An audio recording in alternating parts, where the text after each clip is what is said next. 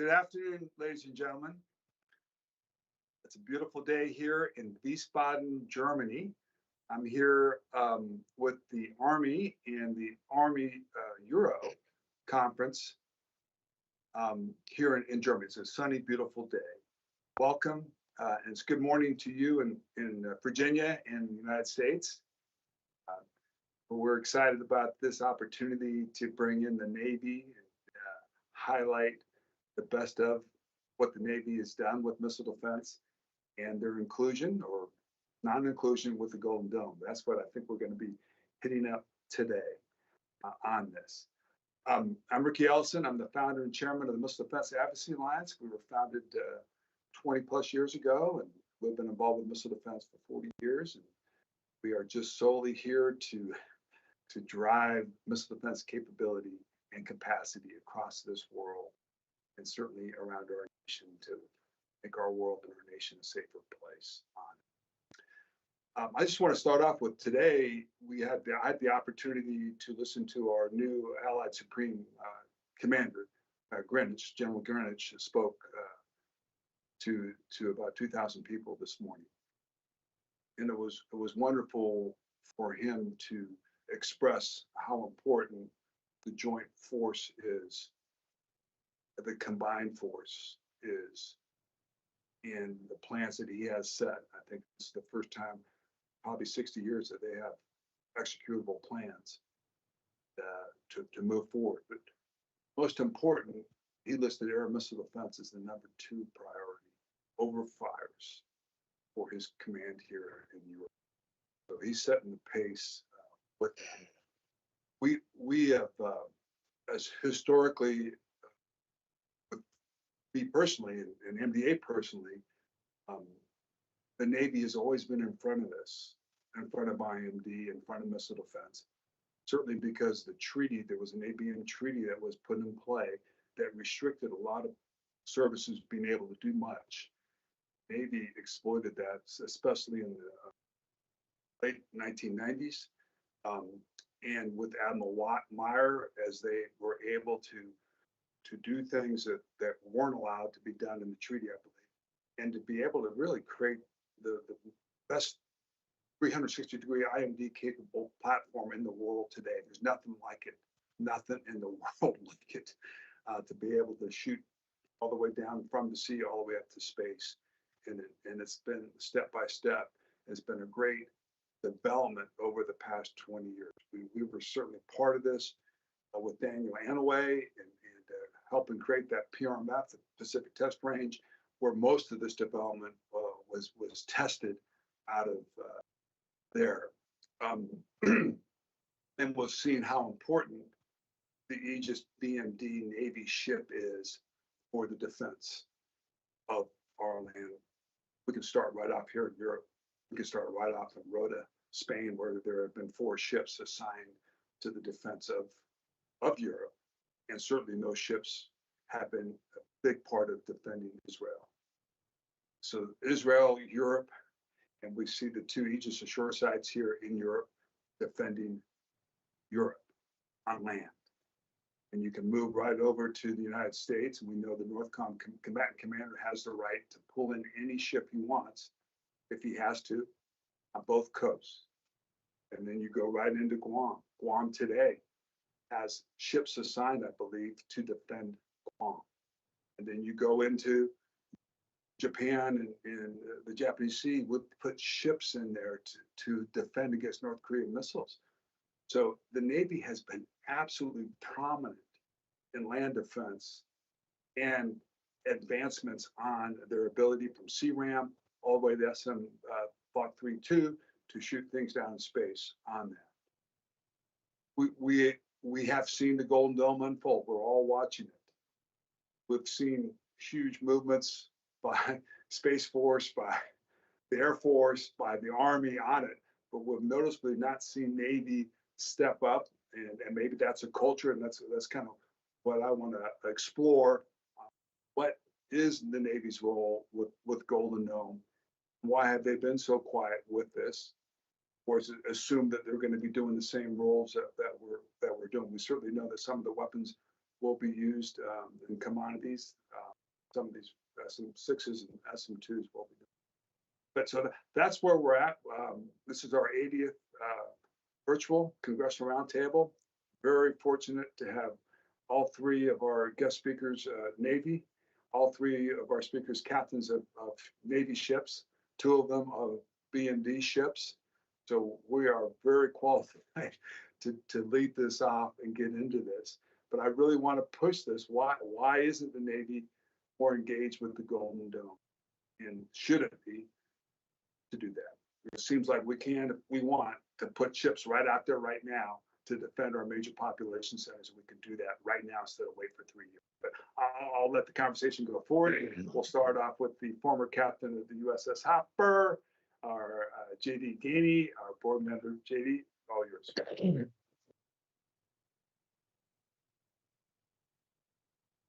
Thank you, Riki, for the introduction and to join us here.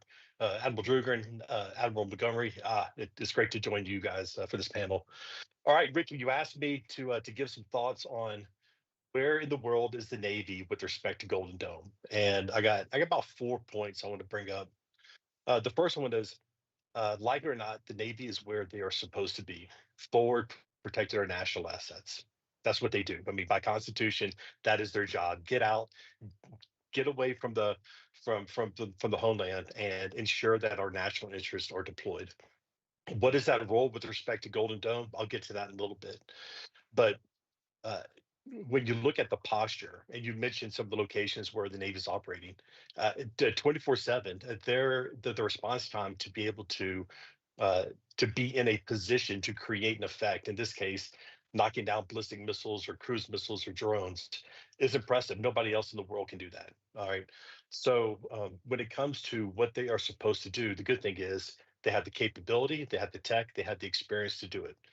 The bad part is, as you've mentioned, the technology that has enabled them to do that really hasn't migrated over to the other services using the techniques, the practices, the training piece of it. I know when we first created the Guam Defense System, our J3 at the time, Admiral Kaler, went to DC and started talking about, hey, if we started incorporating land-based defense, what would that look like? And some of the response was like, yeah, it makes sense. So we'll make room for them at Dahlgren for Aegis schoolhouses, but we're not going to take over the mission, right? We'll be happy to train, we're happy to support, we're happy to do the cross-pollination support if the Army wants to come in and be part of that design.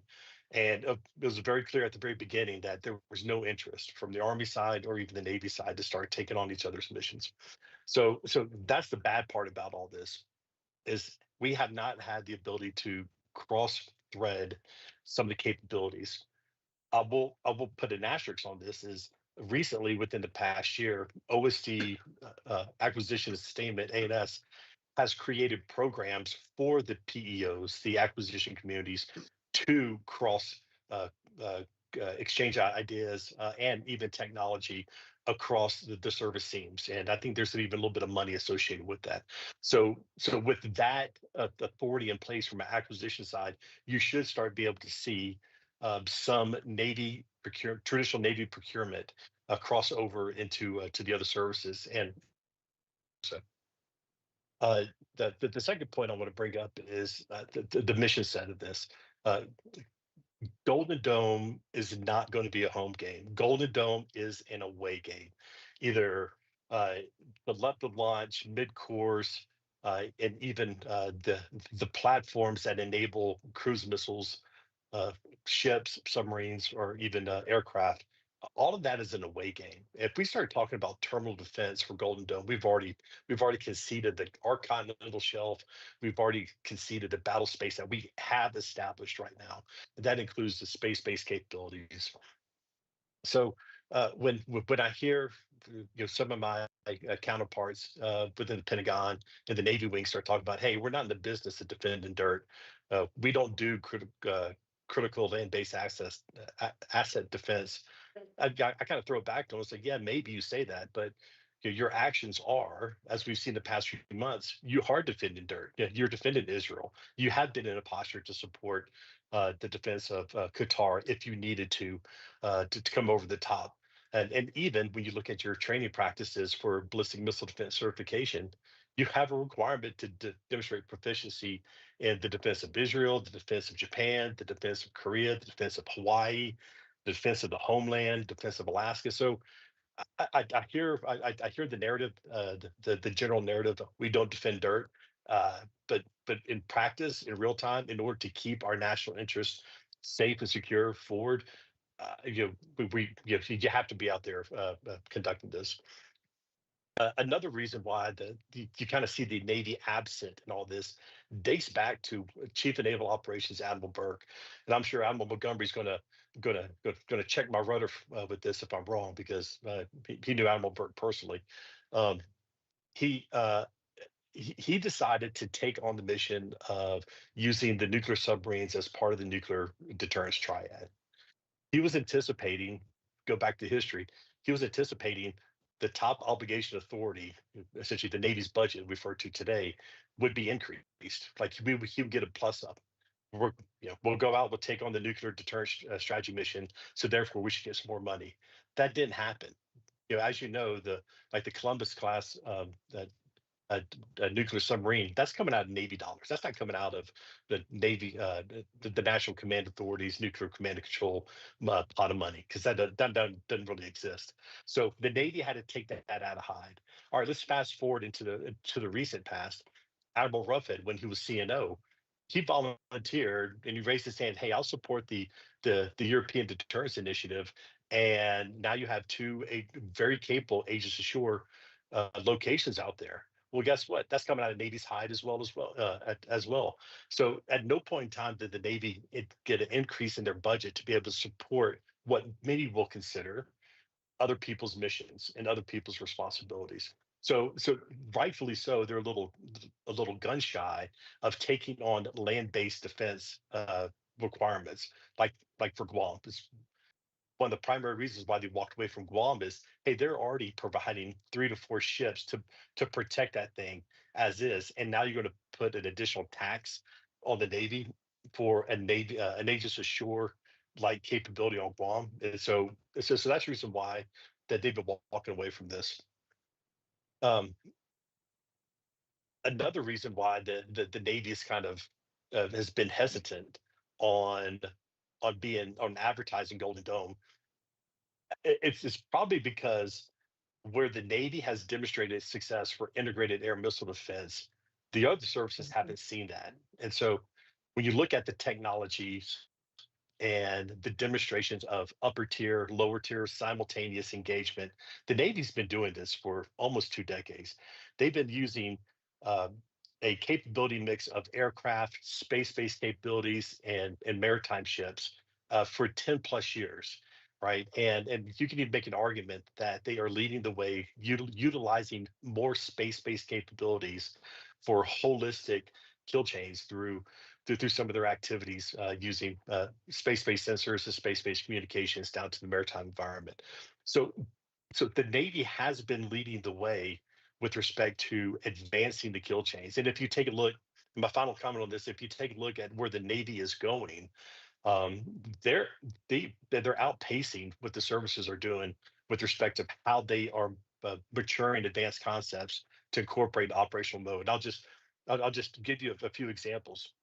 The Navy's Chief Technology Officer, Justin Finelli, just published 5 basic foundations of how the Navy is going to continue to evolve into warfighting: AI and autonomy, quantum compute, for the secure data piece, transport and connectivity, enhanced C5ISR to enable more decision-making capabilities, and also the final one is cyber and zero trust.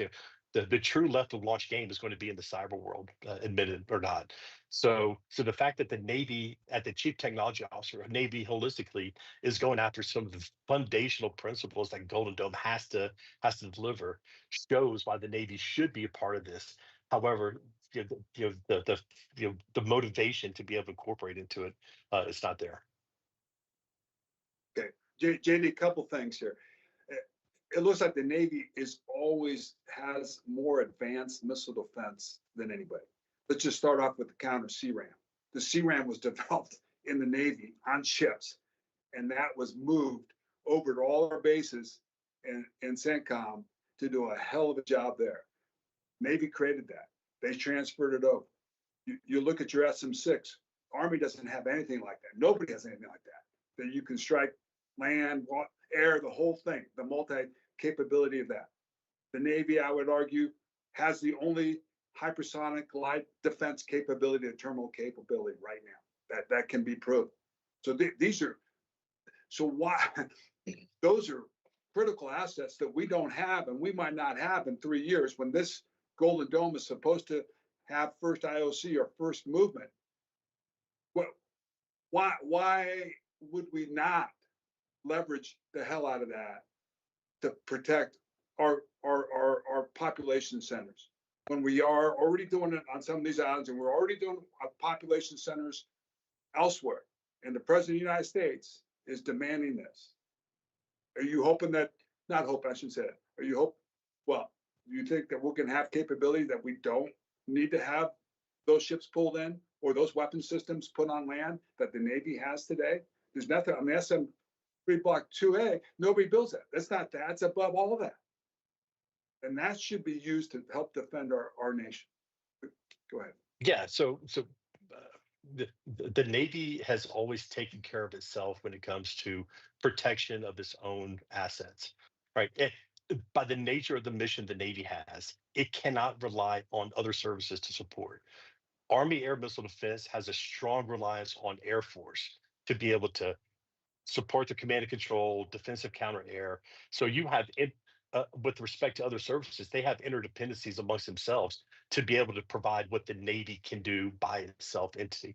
You're talking about why aren't we taking proven technology and incorporating it into the Golden Dome piece of it?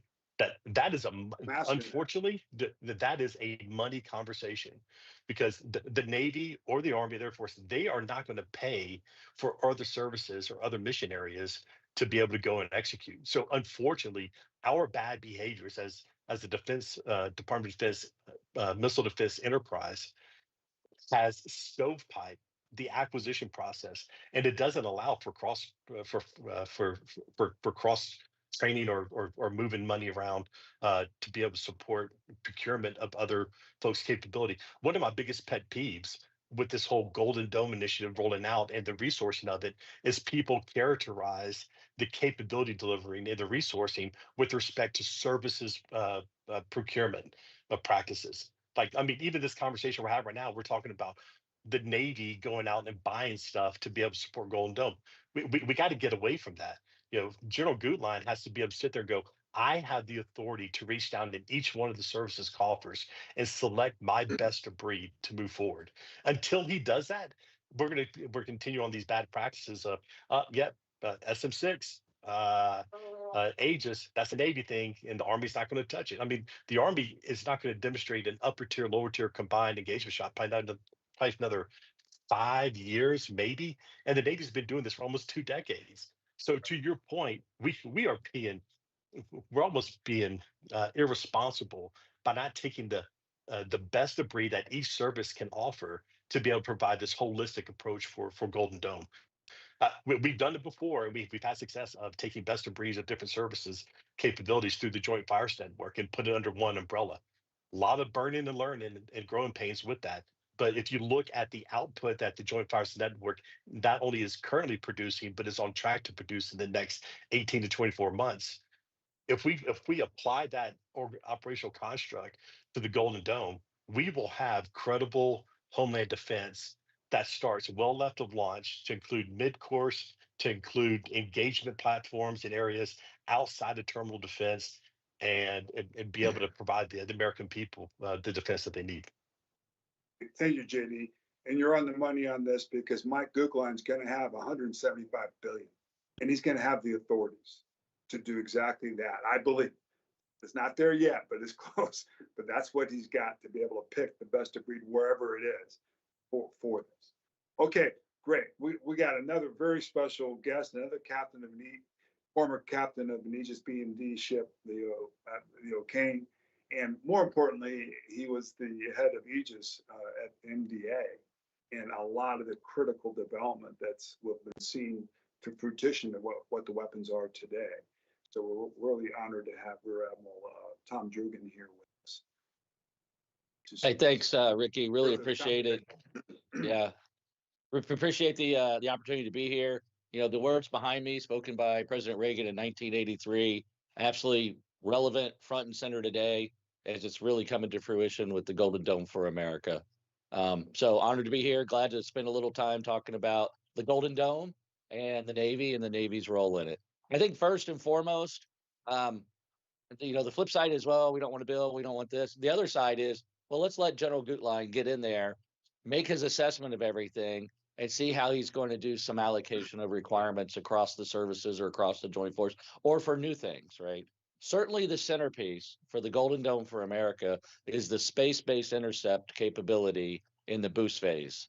There's absolutely an emphasis on boost phase intercepts, which include left of launch, and then if something does get off the ground, let's get it during the boost phase. That's really important, and that kind of focus will guide the Golden Dome program from my perspective. And the reason is very clear. Our weapons exchange ratio is very good if we can get a threat in boost phase. We have one missile that can take out multiple threats. We have to remember that the Golden Dome, the threat set that's involved is now greatly expanded. It's against all aerial attacks from all actors. All right, we had a limited ballistic missile defense against rogue nations and limited attacks, right? Think North Korea. Now we're in a completely different threat set that's humongous and includes advanced threats from Russia and China. All right, so Russia and China absolutely have the capability to have multiple reentry vehicles on top of a booster stack for an intercontinental ballistic missile capability. That becomes really important. That's one of the reasons there's so much emphasis on boost phase intercepts in the Golden Dome for America executive order, because we have a booster. It's bringing up, you know, multiple reentry vehicles, nuclear reentry vehicles. And if we can get them in boost phase, it's one interceptor to take out a lot of threats. Very compelling to go after boost phase. I will say we should also step back when we talk about space-based intercepts and boost phase in general. Different people have a different definition for boost phase. So we should all agree on what the definition of boost phase is. The most common one is boost phase is from launch until velocity burnout. The vehicle is not under propulsion anymore, the payload. You can extend that a little bit because the carrier of multiple reentry vehicles will continue to coast for a while as it reorients itself and releases the warhead, so you get a little bit more time. Anyway, the point is we want to get after threats before they release multiple reentry vehicles in space. We'll call that boost phase for this discussion. That is the centerpiece of the Golden Dome for America. As a result, it's natural for the Navy to go, well, that's definitely not in our portfolio, right?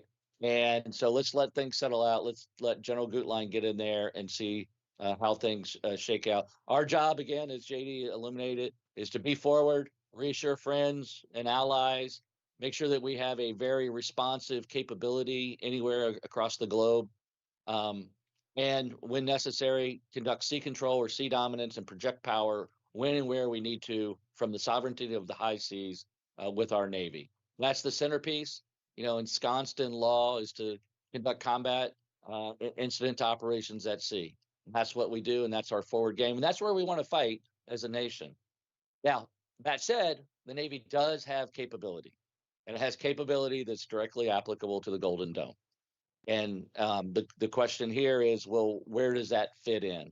It's probably not in the boost phase intercept. It's probably not in space-based interceptors and that constellation. That's Space Force work.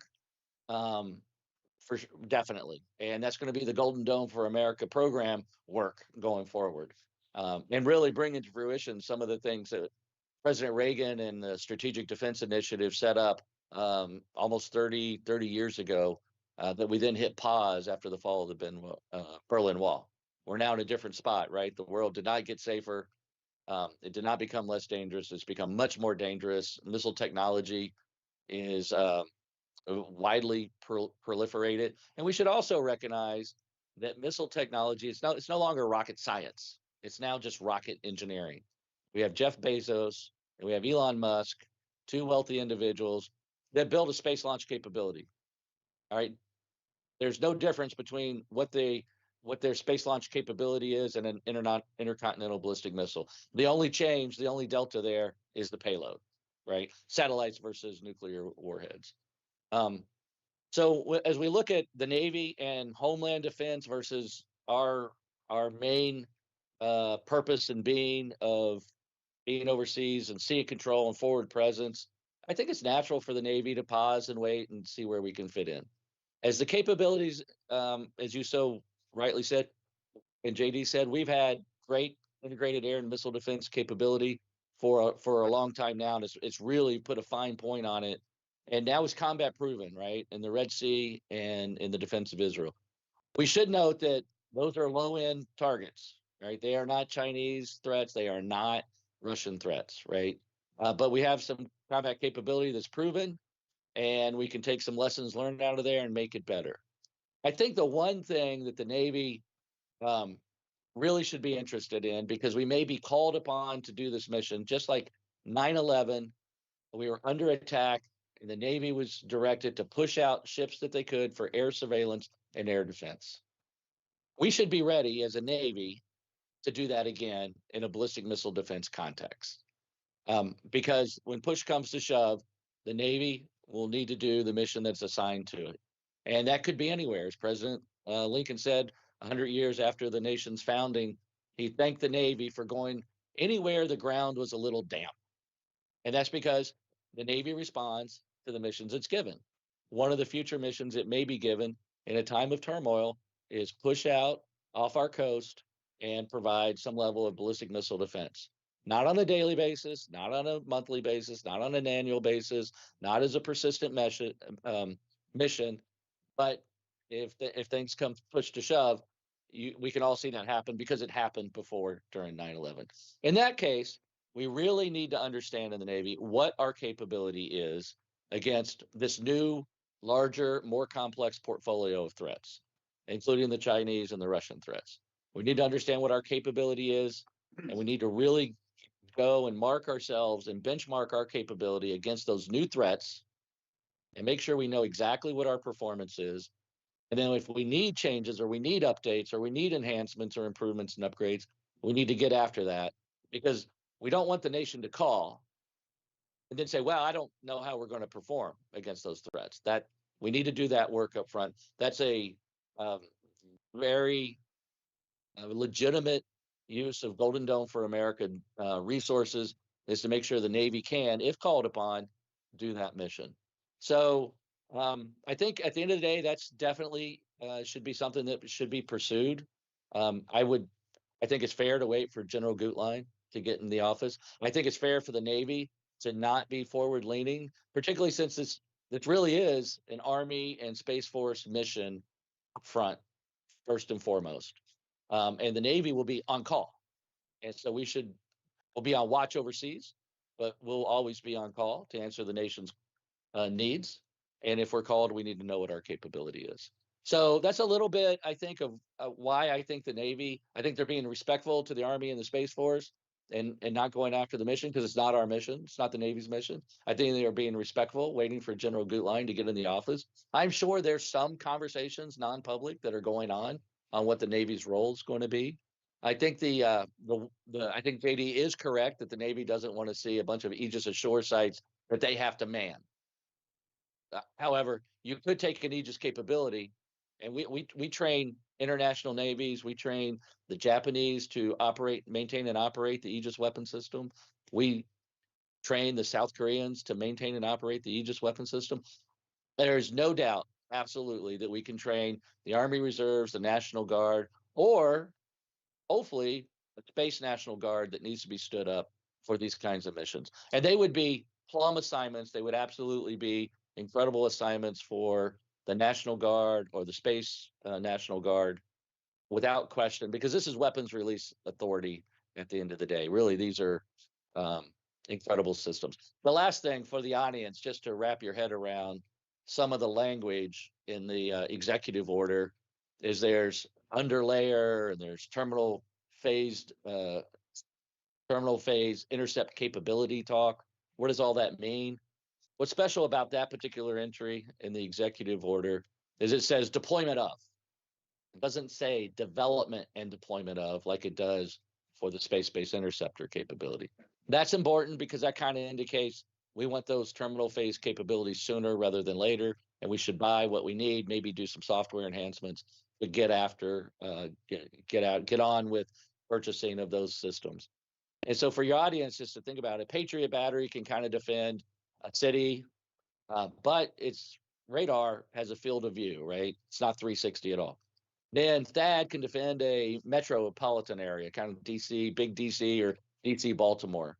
And you can think about that as, as an area capability with the terminal high altitude air defense THAAD batteries. But their Tippy 2 only has 120-degree sensor capabilities.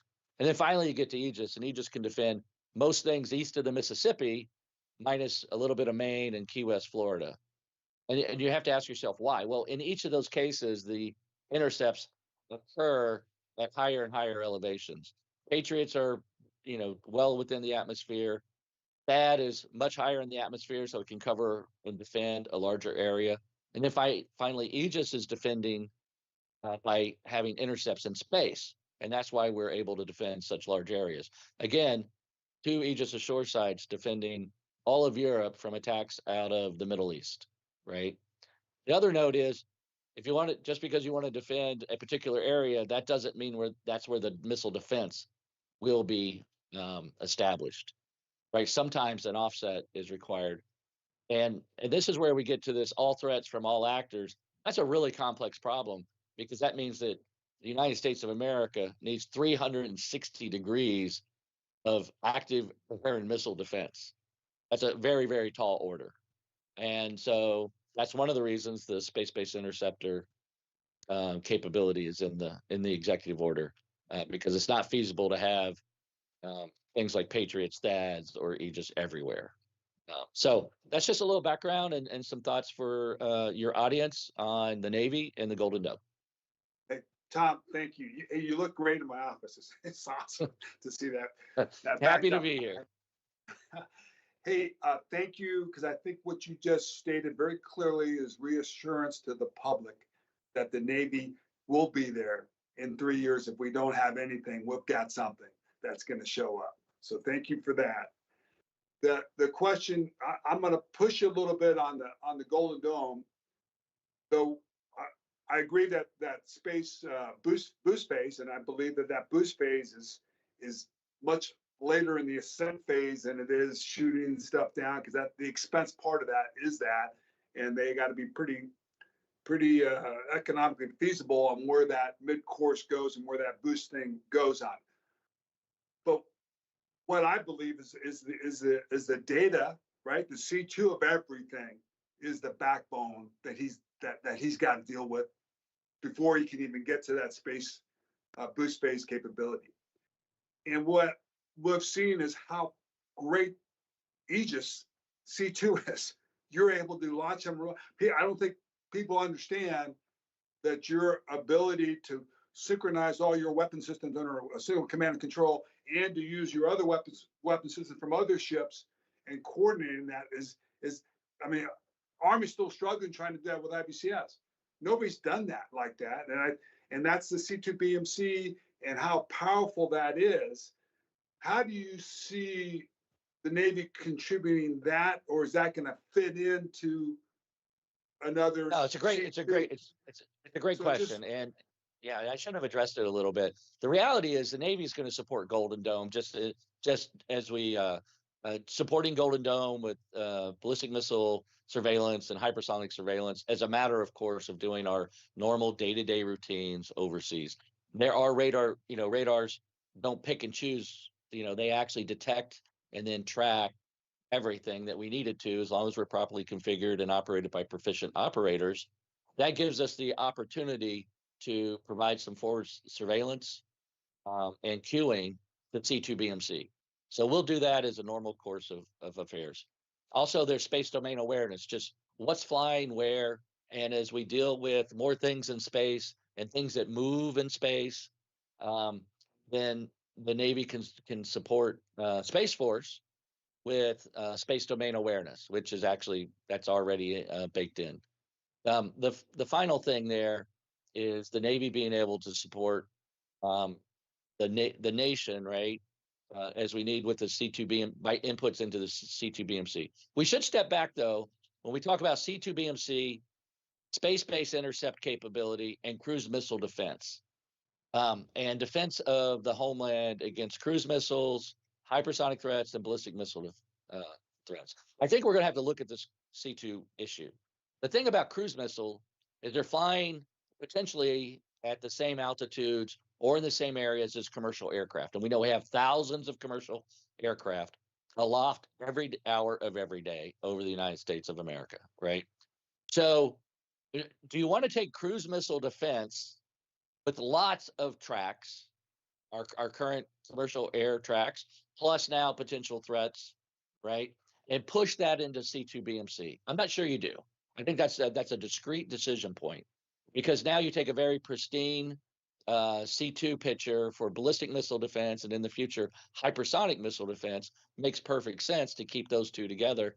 Cruise missile defense, you may want to have command and control approach that a little differently. So, and you're also going to be using very different sensors for cruise missile defense, like over the horizon radars. Maybe you'll tap into our current radars around airports and whatnot, but you got to get your sensor net out there. We're going to have over the horizon radars, and we're going to have to do what we can from space. Space surveillance is can be pretty tricky. 70%, 60 to 70% of the globe has clouds over it every day. That's a lot of cloud cover. One that can shield cruise missiles flowing at lower altitudes, and then for the hypersonics and the ballistic missiles, we have to get cloud break, and then once we have cloud break, we have, when we're looking down at the Earth, we have clouds in the field of view. We have solar clutter, which is glinting coming off the clouds into our sensors. So we have to have a network of sensors to be able to work around that, right? So the command and control, the Navy has a great cruise missile defense command and control system, and we have an excellent ballistic missile defense capability, right? And we feed into C2BMC. Hypersonic is coming in terms of a national capability. The Navy has a terminal capability, now extending it to the glide phase with the glide phase interceptor out of the Missile Defense Agency. But do remember, the reason that the Navy has been focused on this is for centuries, the answer was, well, our ships need guns, more guns, and bigger guns. Centuries. We had centuries of that across the globe. And the epitome, the pinnacle of that was World War II with the battleships and these massive guns. And then the kamikazes came, which are cruise missiles with a human fire control. And all of a sudden, we woke up one day and said, more guns is not going to cut this. Hundreds and thousands of rounds to take down one kamikaze. We were not going to live. We were not going to be able to live in that world. And again, once you add computers, then you have smart missiles, much harder to defend against. So having an air defense capability is essential to being able to establish sea control and project power. You have no option in the Navy. And it's a 360-degree problem, because while aircraft like this, think Soviet Union, the Soviet Bear versus the American Eagle, and the struggle for survival during the Cold War, aircraft, Bears and backfire bombers loaded with anti-ship cruise missiles coming from one direction, Soviet surface ships in another direction, and their submarines could pop up anywhere. And that's why Aegis came. That's the reason Aegis was developed, was we could not meet that submarine launch supersonic sea skimmer threat without a higher level of automation. Having people working the surveillance radar, and then having people working the loading the missiles onto the rails, and then having a fire control. It was not going to work. The timeline was too long to get after this existential threat of supersonic sea skimming missiles. So this was a must-do for the Navy. Conversely, for the Army and the Air Force, they always had a front. And so their systems could be designed and architected knowing that there was a front to the war. Well, since Ukraine and Russia have been fighting, that's blown up. There's no longer a front. Hypersonic weapons also take out the front. Advanced cruise missiles take out the front. The other services in the Joint Force can no longer rely on the fact that there's an established front and we're trying to push forward and take over territory or in that kind of fight, traditional folded gap, forward, Cold War kind of thinking. That is gone, absolutely. And so the thinking has to change with that as well. Anyway, back to Golden Dome and what the Navy is going to do. The Navy is certainly going to provide surveillance and queuing to C2BMC to support the Golden Dome. We can be specially tasked when we're operating overseas, really without any interference to our daily routine. And then finally, if when asked to, we can also support space domain awareness, which will become a very important characteristic of the future fight. Hey, Tom, just one, if you can simplify this real quick. What happened with Guam? Have you got, why is this so difficult? If you have the Aegis system, why couldn't we just do it on Guam? We could have. We could have an operational Aegis ashore site on Guam. There were decisions there were decisions made at a higher level and above the Missile Defense Agency on the approach for the Guam defense system and how to architect it. And instead of, and for good reason, right? From one perspective is, well, if we have one Aegis ashore site like we have in Romania and Poland, well, then that makes it one big target. So we need to disaggregate it, and we need to have radars separated from launchers, separated from the C2 command and control, right? So that was the thought process. It was a survivability approach. And so it's a legitimate approach. It's just a lot slower than had we ordered a known good working system and just ordered it. It was simply putting it in a procurement. It could have even extended existing contracts. Very straightforward. We're working some sort of bridge right now, but hopefully Golden Dome is going to solve that as well. But thanks, Tom. Yeah, so on the bridge, so the bridge is interesting to me. When we did THAAD and Patriot integration, we integrated those two systems together. And remember, we're not just connecting networks, all right? This is a control system. And a really important subset of that is weapon control systems, right? So you have to have the quality of data and you have to have low latency, which means very timely information. You know, when we're talking about hypersonic threats or ballistic missile threats, these things are moving miles per second. If you're off by even part of a second, you miss and we lose. And that's not acceptable. So some people would say exquisite engineering. I reject that. This is just straightforward, robust engineering to make sure your end-to-end capability is real and exists, right? And so in Guam, we could have had an Aegis ashore established already. There would probably be a good reason for the National Guard to man it. The Navy could have manned it. Unlike Aegis ashore Romania and Poland, you don't need a new base. The base is already there. You don't need new housing. The housing is already there. And the Navy has assets there that we're really kind of defending ourselves between Apra Harbor with ships and submarines and, you know, our forward deployed munitions and things like that, as well as helping out the Joint Force with Anderson Air Force Base that's there. So anyway, I don't know if I answered your question. Yeah, you're good. That's good. It's good. Mark's going to clean it up here. So I'm looking forward to that. Thanks, Tom. Well done. Ladies and gentlemen, Mark Montgomery, an expert on this, been through some of the fights in Congress on this, and certainly as the three at INDOPACOM clearly understands the Aegis capability going forward. Hey, thanks, Riki. Okay. Thanks. Okay. So I got to deal with Guam first, just because we had it last there. Look, the reason we didn't have an Aegis ashore in Guam is the Navy didn't want it. I mean, first and foremost, to the Army's credit, they ran to the problem. To the Navy's discredit, they ran from the problem. And then once the Navy started to move away, the Army was able to bring their idea of dispersal of assets. I will say, after you've dispersed everything, I see one command and control node, and I'll just hit it, and all your dispersals kind of irrelevant. So I'm not questioning Tom on that. I'm questioning the Army and JIAMDO on that. I think that was a big mistake, and I'm disappointed in the Navy.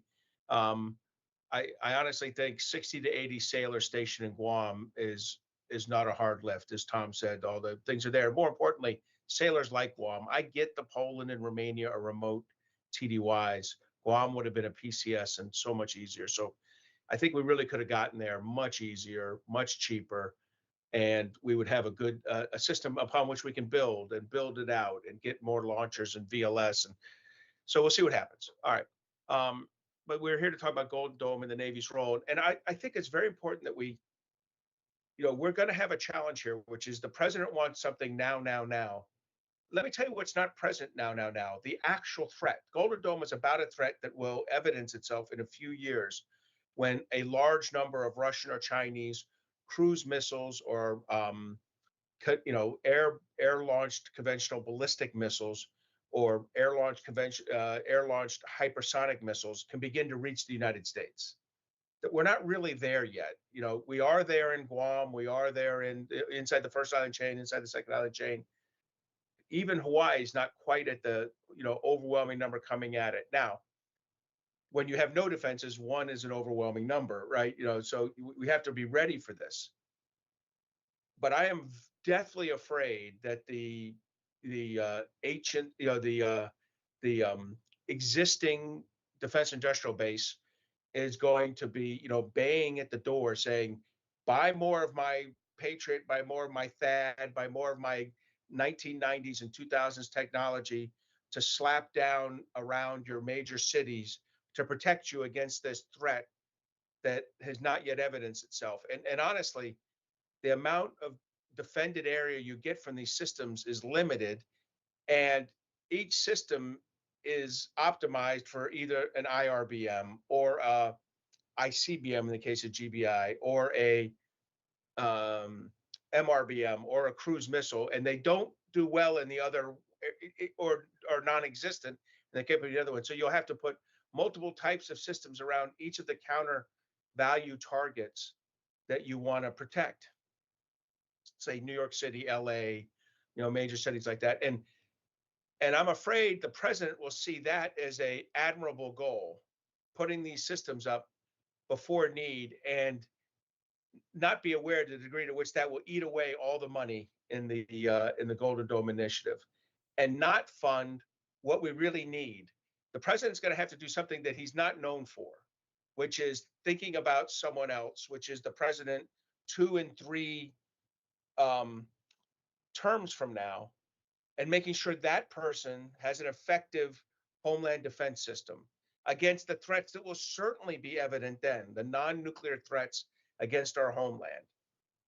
And in fairness to the president, every president suffers from this take care of it during my term kind of mentality. Just him, he's pretty obvious. He's slightly more obvious about it. So why does this matter? This matters because the proper cost-effective way to get at the long-term threat to the United States are space-based systems. And I get that space-based systems didn't work 40 years ago and 20 years ago. There have been changes both in not just the cost of launch, which is pretty well understood to be a 90+% reduction, but in the technology that's developed around the ability to rapidly detect, share information, determine a proper counter solution, and most importantly, some of the effectors involved in stopping this and stopping event, whether it is, as Tom said, in the boost phase or in the ascent phase, or whether it's in the mid-course phase. And there's certainly advantages to one over the other. Okay. So that said, to get at that long-term space, and look, we just picked the perfect person to deduce a space-based ballistic missile defense solution in General Mike Gutlein. I mean, he's as MDA as Tom, and he's as space as Salty. He's everything put together in one package. And he even, I think, did a defense fellowship at SpaceX just to put some icing on the cake, right? So this is the perfect person to kind of lead this. What we need is for him to have the runway to look at what the long-term solution is and get it in place and not be forced into a series of expensive short-term solutions. Now, this is how the Navy comes in. We're not part, that long-term solution is not Navy. Doesn't mean the Navy's not involved, because our sensors will input into the command and control network that he develops for this. Our shooters may get involved in forward defense elements, as you said. Forward defense is alluded to in the Golden Dome executive order, so it needs to be integrated into this. But that this is going to be an inherently space-based Space Force and Space Command and Northern Command mission set. And that isn't the Navy normally. Now, if you get involved in what can we do right now, now you start to get exactly what Tom said, drag ships off the coast for an extremely limited defense of that, the defended area. Well, not, and we see this in Israel, as we use SM-3s and sometimes SM-6s against inbound MRBM and these are MRBM threats. There's limitations. If we were to build Aegis ashore, and believe me, Aegis ashore is not transportable or mobile or anything else other than where we stick you is where you eventually rust into, into the earth, 30 to 40 years from now. So, to me, if there's a heavy Navy role in this, it means we failed in the big picture of driving us towards the long-term solution. I get there's going to be some short-term solutions in there. I get the Navy's going to be like, didn't we do this crap off of Guam for 10 years? What do you mean I got to park a ship off of here? And Tom's right. We did it for Noble Eagle, and we burned the Navy's readiness up in Noble Eagle that's after 9/11 for years. And we'll probably end up doing it again a little bit in this. But the less we do of that, the better off the overall Golden Dome program is going to be.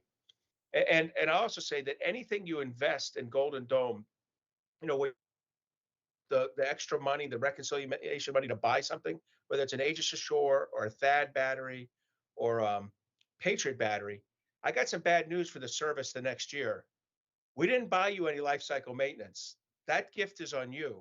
And so whatever that free battery you just got, or free Aegis ashore, the next year, the cost of operating that 10% per every year, the cost to operate that just came out of your budget. And by the way, the base budget's in pretty sorry shape in FY26. And I think FY27, the base budget's going to start off in sorry shape as well, unless we have another reconciliation. All right. So Riki, what that tells me is the Navy may have, the larger the Navy role, the more Mike Gutlein didn't get his way. And so I'm really hoping we can get it right. I do want to mention one other thing before the questions. I know there's only 6 minutes left here. I do want to give the Navy a ton of credit in missile defense, and it's going to make, you did your SHIELD team did a great capstone on the importance of modeling and simulation to the success of Golden Dome. And if you want proof positive of that, take a look at what Dahlgren and the Navy have done to improve our missile defense, our naval, the performance of our naval air missile defense systems in the Red Sea. When Tom and I were ship COs, the Aegis tapes got updated yearly. When we were admirals, they got updated quarterly. They're now being updated, weekly or even faster on occasion. It's allowing the doctrine to be reviewed more quickly, and our ships to perform, our systems to perform more effectively against an adapting adversary threat. I got to give a lot of credit to the Navy for their investment in Dahlgren, and to Lockheed and the others that support that effort, and then acknowledge that same sort of thing better exists for Golden Dome as Mike Gutlein, builds out the system. He needs to make sure that investment in modeling simulation is falling right behind it. And so there's where the Navy can help, is in modeling and demonstrating that value. So I know, Riki, that's I've taken the lower, the low impact view of the Navy and Golden Dome, but that's how I see it. Okay, I think you're all three speaking that way. If you're Mike Gutlein, let's talk about his team. Should there be a Navy person on his top 10 team underneath him?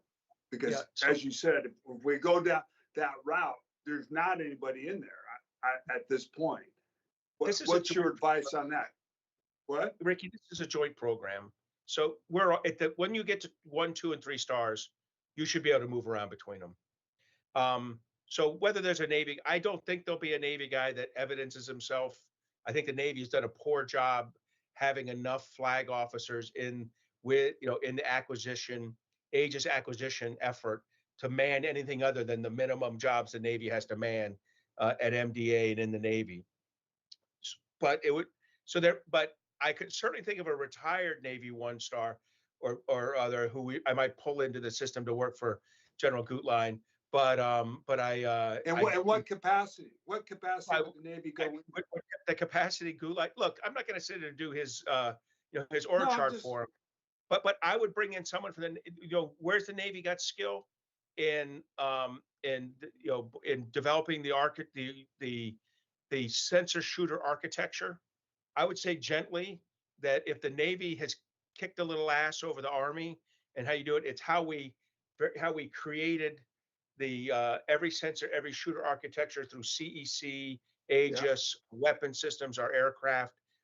We did a pretty good job at that 35 years ago, to the chagrin of the other services who ignored it, both the Air Force and Army. So, from my point of view, we have retired general officers with that vision, and that might be someone good to come in, or active duty officers. But, I would just say the Navy shouldn't be, clawing itself to death for that billet. If it's the right person, put him in there or put her in there.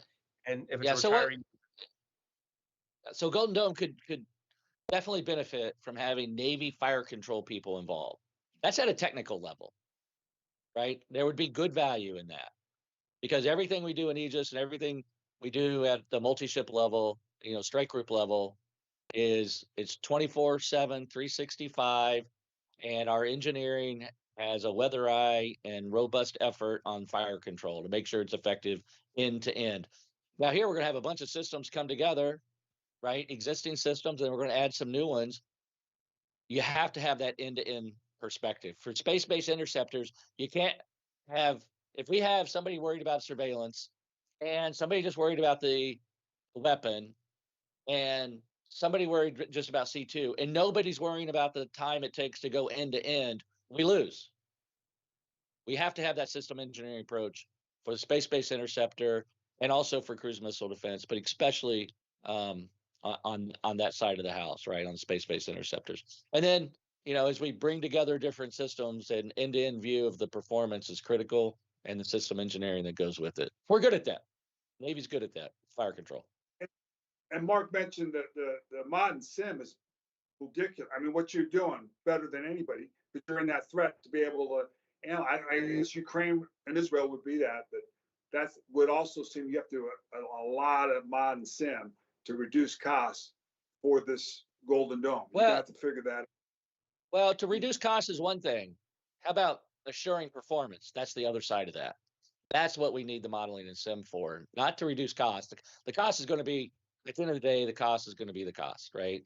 So it's important to keep that down. The way you keep that down is you push things from, once you have something you want, you push it into production and you buy larger numbers of it, right? That's one way to do it. It's also doing modularity in your design up front and thinking about the whole life cycle and the sustainment piece, not just the capability up front. But what we need is performance. So modeling and sim helps us with performance. And it's really important. I talked about the bridge. When we did THAAD and Patriot, we engineered those because it's fire control, right? Together, end to end with 2 existing systems, got a new capability out of it, right? Now we have IBCS and Aegis in the Guam defense system, and now we put a third party in the middle of it. Doesn't make sense to me. Just integrate the 2 together, right? The third party doesn't have any skin in the performance game, right? The IBCS and the Aegis side, they have skin in the game. Just let them work together, and the bridge, it's just another. It slows things down.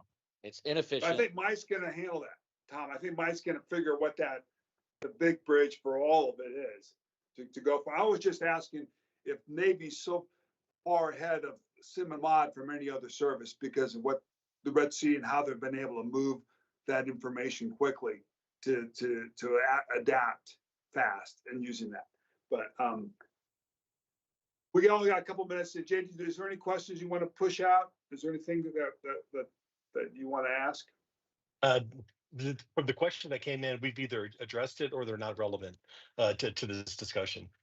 So we can go ahead and do a closing remarks right now if you want to. I'll go Okay, first great. if you want. Thank you. Go ahead. No, yes, I'll just to use Admiral Montgomery's words, I'm going to pick up where we just left off. This modeling the sim, having access to all the different sensors to rehearse, to reduce the lag between observed threat to capability to beat that. There's a little bit of truth to sci-fi out there, right? So if we're not thinking about Golden Dome having a Ender's Game like mod sim, realistic, faster than real-time co-analysis, evaluation piece to it, then we're probably not thinking about the problem set the way we should. And we're talking about an umbrella that's bringing in all kinds of capabilities, and not just service stovepipe. I know that sounds a little bit like jazzy too. I don't want to talk about that abused word, but that's what we're looking at. I'll just say that the Navy has excelled when it comes to focus mission and capability alignment to that mission. Being able to scale it to support homeland defense it is applicable. My caution is if you have a going in assumption that Golden Dome will rely on Navy's forward posture, forward presence, and the kill chain architecture in place without augmenting that and paying for that to be part of the large architecture, then you're failing. You're just assuming that the Navy is going to be there. And I know this. MDA has done it multiple times. Other planning constructs have made this assumption that the Navy's go ahead and just pick up this loose piece with not really having intention and rigor behind how it actually evolves into it. If you're going to do that, you got to pay for it as well, and for a programmatic piece of it. But other than that, those are my final shots. Thank you, JD. Tom?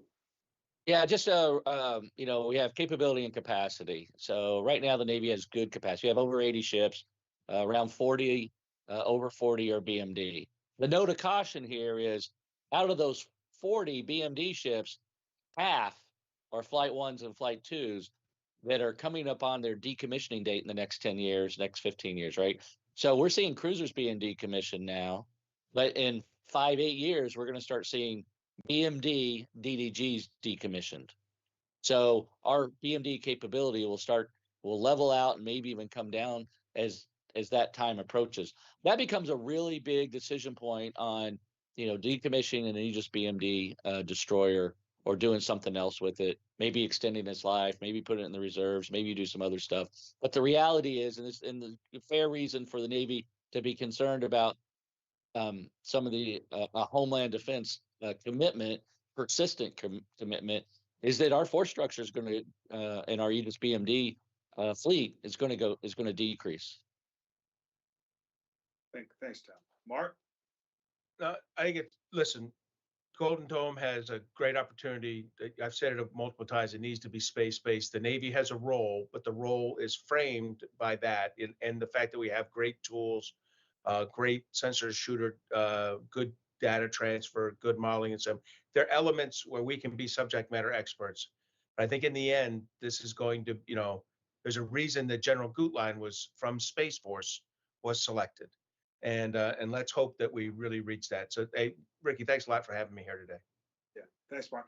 Hey, I think this was a great discussion because you clarified that why Navy is not involved, and they don't need to be upfront like the Space Force or the Army or the Air Force.